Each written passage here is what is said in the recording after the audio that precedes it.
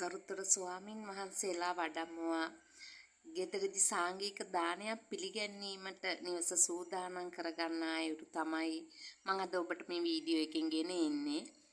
මුලින්ම අපි සාංගික දානයක් දීමේදී මුල් තැන දෙන්නේ කරඬුව වහන්සේ තැන්පත් කරන ස්ථානය.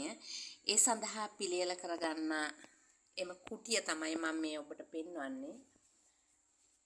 මේ තමයි අලංකාරවත් ලෙස නිම කරවා තියෙන කරඬුව තියෙන කුටිය.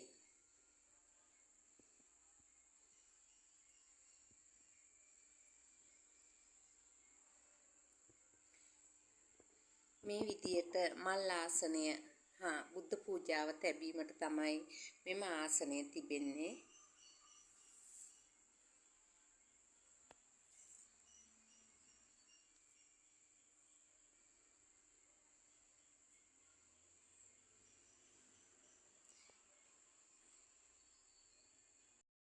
මේ තමයි කෑම පිළියෙල කරගන්නා මේසය.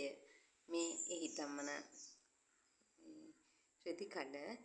ඉතින් ඔබට පේනවා ඇති මේ මාල්පිනි බෙදෙන වෑංජන බෙදෙන කරිදීසි. මේ වෑංජන බෙදෙන කරිදීසි 20ක් පමණ තියෙනවා. මේ තමයි බත් වර්ග 3ක් බෙදෙන ලොකු බේසන්. ඒ සඳහා අවශ්‍ය හැඳි මේ සියලු දේම මේ සමග තියෙනවා. ඊට අමතරව ඇල් වතුර, තැඹිලි වතුර, උණු ජලය දාන්න වෙනවා. පෝච්චි 3ක් තියෙනවා. මේ ඔබට පේන්නේ සුප් හරි රසම් එකක් හරි දීම සඳහා මේ තියෙන කෝප්ප ටික. ඉතින් සාංගික දානයකට අවශ්‍ය එම පොඩි භාජන, බත් බෙදෙන බේසන්, පෝච්චි ටික මේ විදිහට තමයි පිළියෙල කරලා තියෙන්නේ. ඊළඟට අපට අවශ්‍ය වෙනවා මියගිය ඥාතීන් වෙනුවෙන් පින් පමුණවන්න අවශ්‍ය පෑන් භාජනේ. ඒ තමයි මේ සකසා තියෙන්නේ. මේ පේන්නේ ඒ සාදා තියෙන අය. ගරුතර සංඝරත්නය නිවසට වඩම්වා වඩා හිඳුවා ලැබීමට පනවා ඇති ආසන තමයි ඔබ මේ දකින්නේ. මේ ආකාරයට ගරුතර ස්වාමින් වහන්සේලා 19කට පිළියෙල කර තියෙනවා මේ ආකාරයෙන්.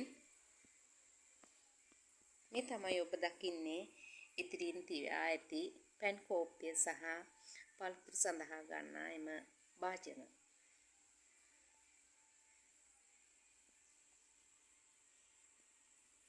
ඉතින් මේ ආකාරයට සියලු දේ සාංගික දානයක් සඳහා බඩු බාහිර ආදිය මා ළඟ තිබෙනවා. ඉතින් ඔබට අවශ්‍ය නම් මගේ දුරකථන අංකය මම මෙහි පහත සඳහන් කරන්නම්.